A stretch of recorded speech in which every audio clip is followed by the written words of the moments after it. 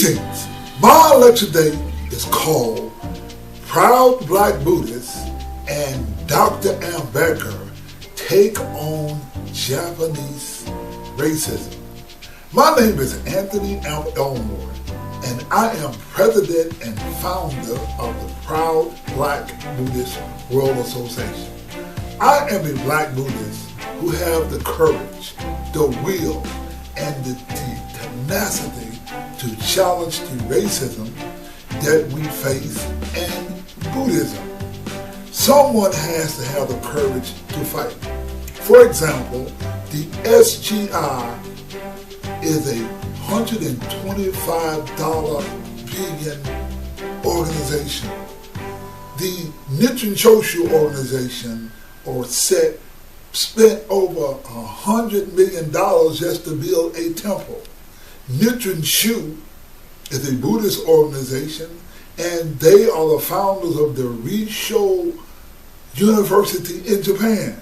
And here we are, a black Buddhist organization, and we have the nerve to challenge Japanese racism. How can one have the courage and the will and the drive and the tenacity and the gall to challenge these Japanese organizations?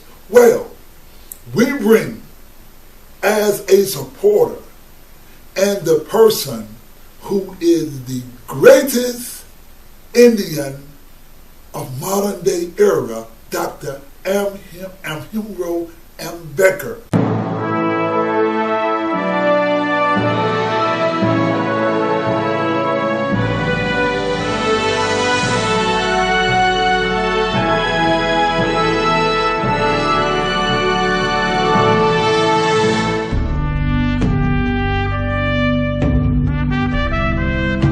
We, the people of India,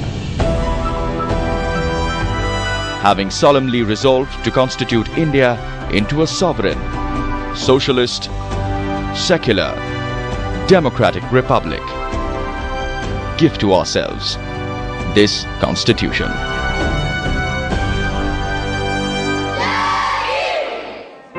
The preamble to the Constitution of India is something every school-going child knows by heart. 85 words that define the spirit of our democracy, every word very carefully chosen by the nation's first law minister, Bhimrao Ambedkar.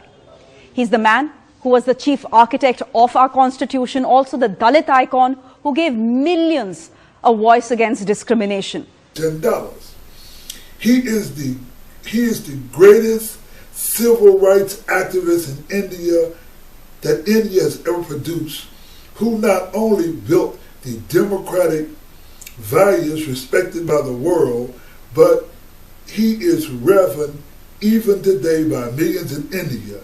He is a Buddhist, an economist, a lawyer, and a versatile figure. He single-handedly led a non-violent movement to give the downtrodden their rights during the time when even the shadow of untouchables was considered unholy. He is considered the father of affirmative actions in India. More important, he was a Chandala in India. Let me put this in a language that you can understand. Dr. Bhimrao Ambedkar was a proud black Buddhist. And today, we are going to do something that probably no one has ever done, is that we are going to show you a conclusive evidence of Dr. Bhimrao Ambedkar's connection to African Americans or black people in Africa. Because no matter what you call us, whether it's a Chandela, whether it's a Naga, whether it's Dravidian, or whether you call us a nigger, the bottom line is that we are one and the same people. And this lecture, we are going to give or show you the connection, how Dr. Ambedkar was connected to African Americans and how the Dalits in India are connected. Who can take on the Japanese racists Nichiren Buddhist sects. The greatest Indian, Dr. Bhimrao Ambedkar. One of the things that racists do not want you to know about black history and culture, and now there's a reason that the SGI, Nichiren Shoshu and Nichiren Shu, and the Japanese Buddhist Nichiren sects do not want you to know about your black Buddhist history. They practice Hindu Buddhism that extricates all black culture and history from Buddhism. Now, let's get back to the greatest Indian we have in America, and you should know, we have Dr. King in America, but there's Dr. Ambedkar in India, and you should have heard of the greatest Indian, Dr. Bhimrao Ambedkar. You should know about him because his story, or the reason that you do not know about him, is because the story of Dr. Ambedkar is suppressed by the Brahmins. The Japanese don't tell his story. The Indians or the Hindus don't tell about his story. But what you have is the electrifying Anthony Elmore, a proud black Buddhist who can stand firm and tall and tell you the story about Dr. Ambedkar. As you carry on with the hard work ahead, I want every Indian citizen to know the United States of America will not simply be cheering you on from the sidelines. We will be right there with you, shoulder to shoulder.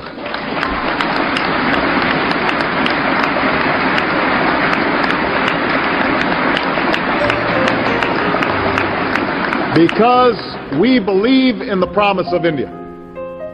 And we believe that the future is what we make it. We believe that no matter who you are or where you come from, every person can fulfill their God-given potential.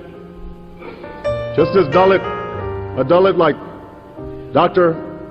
Ambedkar could lift himself up and pen the words of the Constitution that protects the rights of all Indians.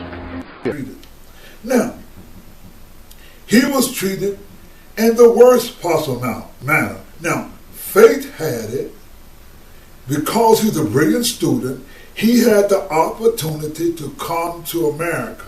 He came to America in 1913. He was here from 1913 to 1916. And he attended Columbia University in New York. He was only about 23 years old when he came.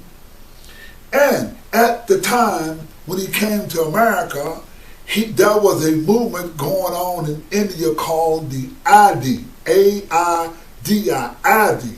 That means that's a movement where the indigenous people, who called the Dalits, who were called the Untouchables, they were the original Buddhists, not the Brahmin or the people who come in and say they're right. They came in and they took over Buddhism and put the people in slavery or in bondage in a system called the caste system, where you were judged and ranked and you lived based upon your skin color, with the white being the highest and the black being the lowest. Dr. Ambedkar was not even in a caste. He was considered an outcast, which your shadow was even considered pollutant. Now, please understand that when Dr. Ambedkar came to America, he came to America again in 1913. Now, he wasn't born until 1891. So he was a young boy, 23 years old, when he came to America. Now, the story of Dr. Ambedkar with black people is really not told. It's like certain aspects of Dr. Martin Luther King are not told. Dr. Martin Luther King was not just a pacifist, but Dr. Martin Luther King was a strong-willed person who believed in black dignity. He says, if you stand up, a man can't ride your back when you stand up. Now, Dr. Ambedkar comes from Maharashtra, and there was a movement that was going on in Maharashtra in India. This is the part of India where the Dalits stood up, and there was a movement. So he came in at a time. Now, in the movie that is called the Dr. Bhimrao Ambedkar movie, directed by Jabar Patel in 2000. This movie was produced by the government or the state of Maharashtra and the Indian government.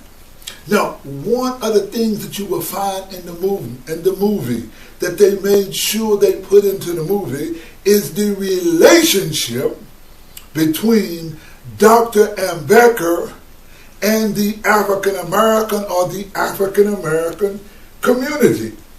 This movie was more than a documentary, but this movie was the soul of the people of Maharashtra.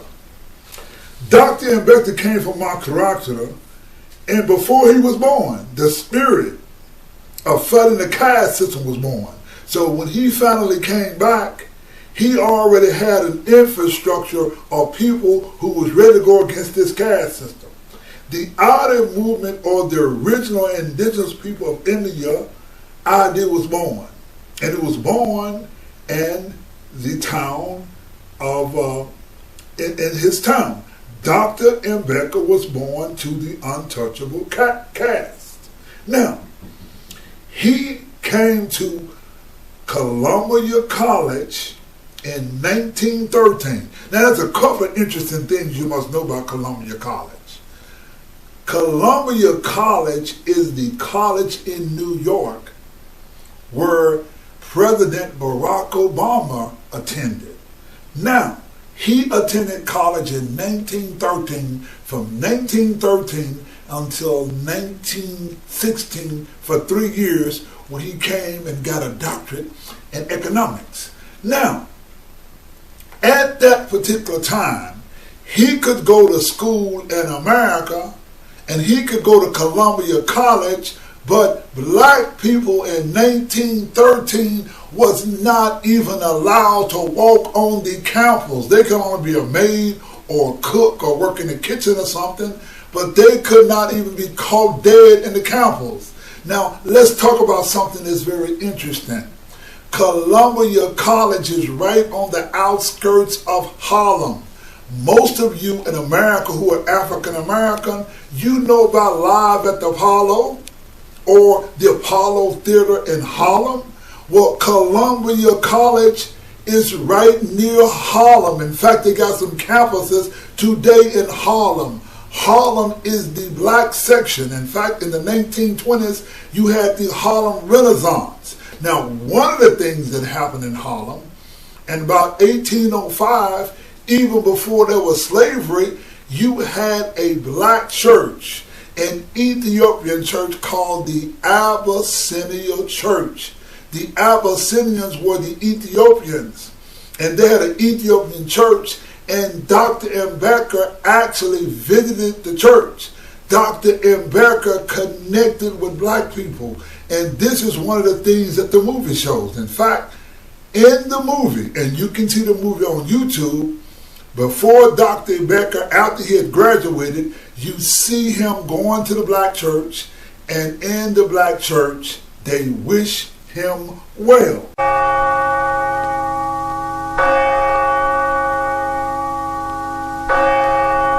Brothers and sisters, we are honored to have with us today a friend of Brother Steve Brown, a young man from India. His people, Steve tells me, have been struggling under a terrible yoke. They have been enslaved like us for countless generations. They have been oppressed, humiliated, and treated like animals. The oppressors don't touch them and call them untouchables. They are condemned to live impure and die impure. a permanent hereditary stain which nothing can cleanse. Let us pray for them. Lord, hold our brothers and sisters in India in the palm of your hand. Protect them and help them, Lord, as you hold and protect us.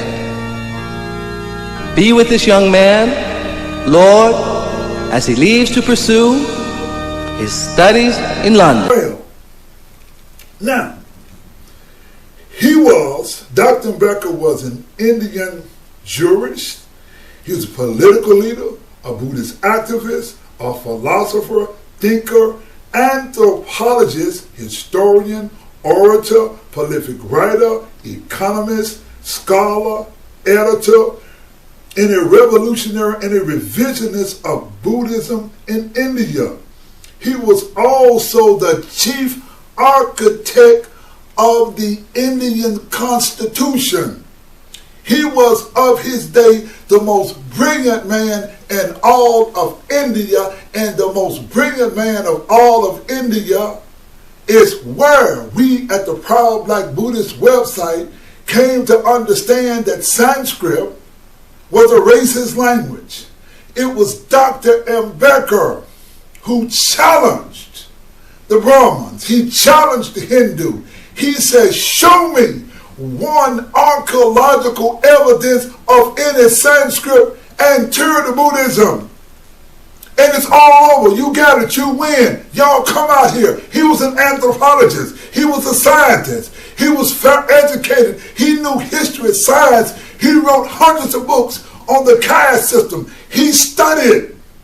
It was Dr. Ambedkar whose works, who we at the Proud Black Buddhist studied. It was Dr. Ambedkar who challenged those in India to stand up for equality, to fight for equality. He was the man. He was the man who challenged Mahatma Gandhi, who was a fake. Mahatma Gandhi was a Brahmin.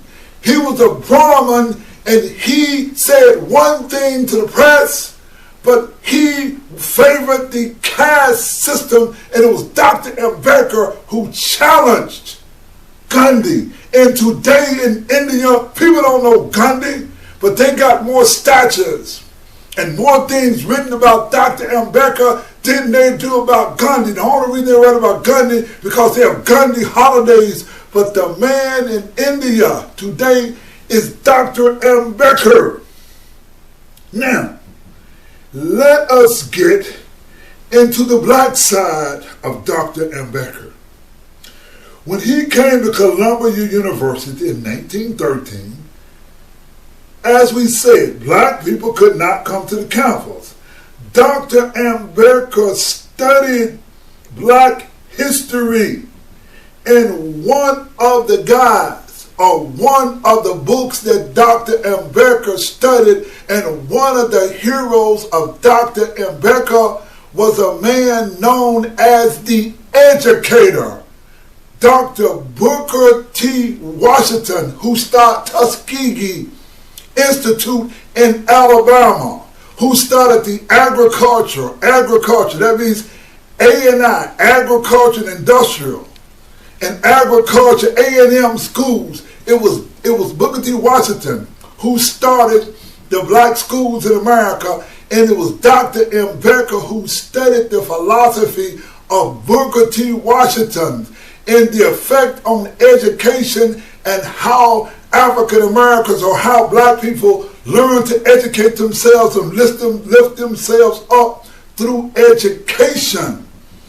Dr. Ambedkar was a student of African and African American history, and he was tied and he was connected to black people, and he was a Dalit, and he connected us Dalits and us African and us African American people together.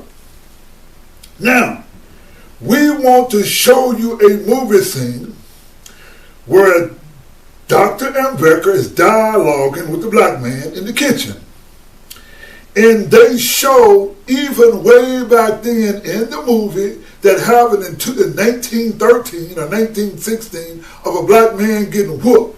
because since the time of slavery is over with, they have been killing and brutalizing black people forever. The police department has been doing this, and they show this in the scene. You see Dr. Ambedkar dialoguing with a black man, and they are talking about their plights. What happens to them in India, and what happens to the African Americans.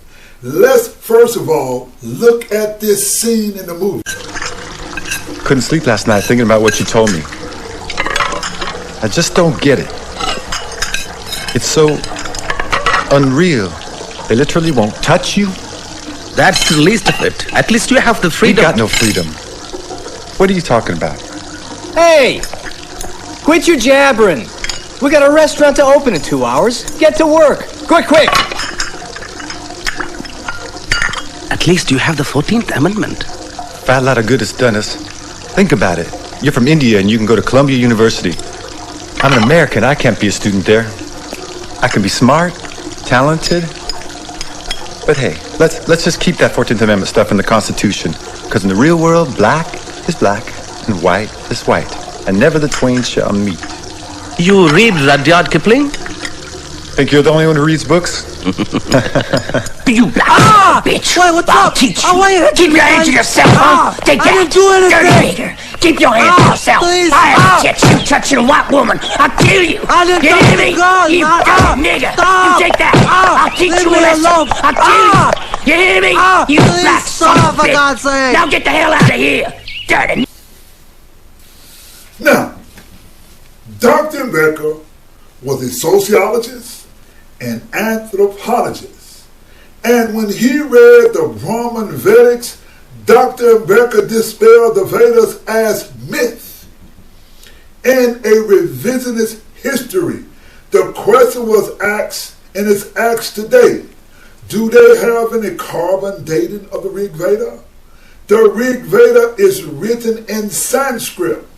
Do they have any archaeological and literary evidence that Sanskrit was anterior to Buddhism?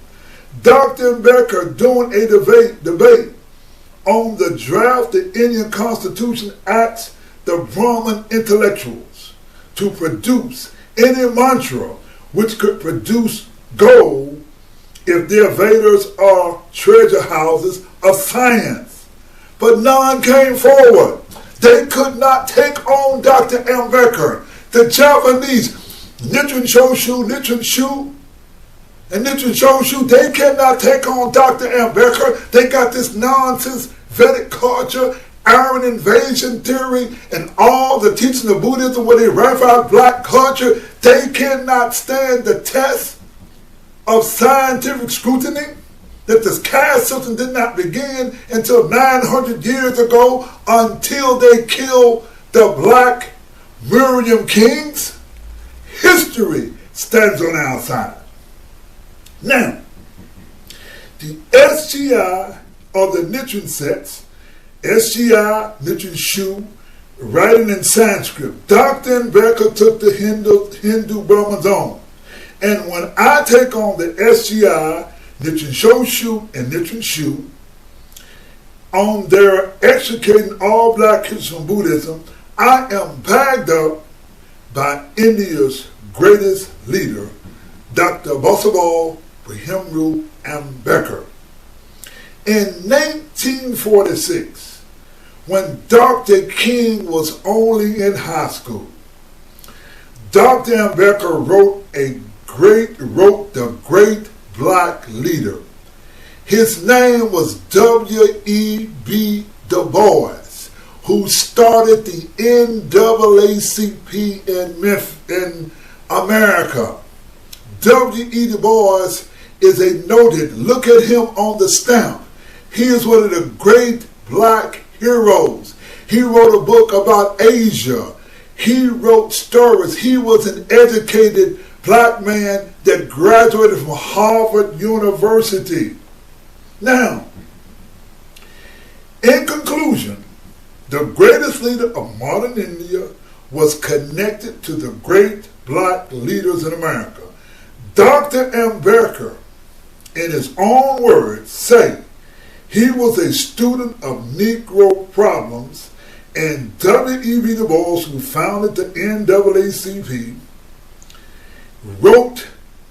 Dr. Ambedkar wrote him a letter. Now, I want you to look at a letter that was written in 1946 by Dr. Ambedkar to Dr. W.E.B. Du Bois, who was a professor, who was an educator, who was a black leader. He says, although I have not met you personally, I know your name as everyone does who is working in the cause of securing liberty to oppressed people. I belong to the Untouchables of India. Perhaps you might have heard my name. I have been a student of the Negro problems and have read your writings throughout. There is so much similarities between the position of the Negroes in America that study and the latter. It is only natural but necessary. I was very much interested to read that the Negro of America has filed a petition to the United Nations. The Untouchables of India are also thinking of following suit. Will you be so good for me as to send me some copies? I'll hardly say how grateful I shall be for your troubles on this behalf. Now, W.E.B.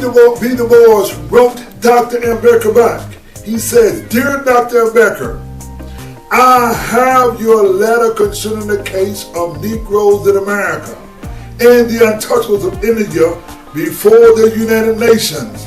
As you say, a small organization of American Negroes, the National Negro Congress has already made a more comprehensive statement, well documented, and eventually be laid before the United Nations by the National Advancement of Colored People. If this is done, I should be glad to send you a copy. I have often heard your name and work, and of course have the sympathy with the Untouchables of India. I should be glad to be of any service I can render, if possible. W.E.B. Du Bois. So what you have, ladies and gentlemen, is that the greatest Indian leader in India, Dr. Ambedkar, and one of the greatest African-American leaders, they were connected. The Dalits and the Untouchables were connected. So all this nonsense of the SGI and Nichiren Shoshu and Nichiren Shoshu taking out black history. I refuse to be at the bottom. We fight for justice. We the black Buddhist Dr. Lola Sutra. We're the best students. We call ourselves the real black Buddhists. The SGI, Nichiren Shoshu, and Nichiren Shoshu. All the Japanese sects support the Brahmins. They do not believe in equality among us. We blacks in America must know where we at. We must join with our brothers in India called the Dalit. The teacher Lola Sutra, we're the best students. We call ourselves the real black Buddhists. Them giant suckers who try to knock us. We are the black Buddhist Dalits. Fighting for peace, justice, and equality. We cannot go too far. It's time to go to India to join the movement led by the Japanese Ambedkar. We're the proud black Buddhists. We know who we at. We're gonna help our brothers called the Dalit. The people in India call them untouchable. You're a father to us, and you're most lovable. All the giant suckers who try to knock us, let them know that we're the black Buddhist Dalits. The teacher Lola Sutra, we're the best students. We call ourselves the proud black Buddhists. They fought for equality. The Buddha fought for justice. We must become just people. We must become evolved human beings. We must join together for equality.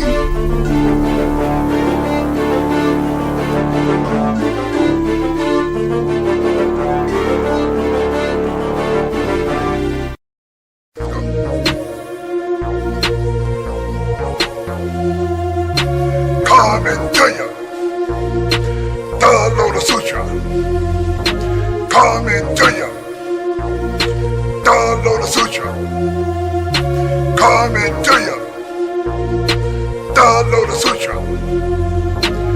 Parliamentary.